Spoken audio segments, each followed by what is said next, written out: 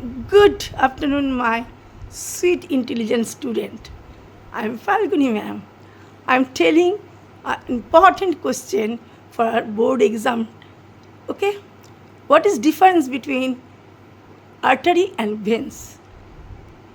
Arteries carry oxygenated blood from heart to different blood parts of our body, except pulmonary artery. Veins carry deoxygenated blood from different parts of body to heart, except pulmonary veins. Number 2, veins have thin walls, but artery have thick walls. Arteries are elastic, but veins are less elastic.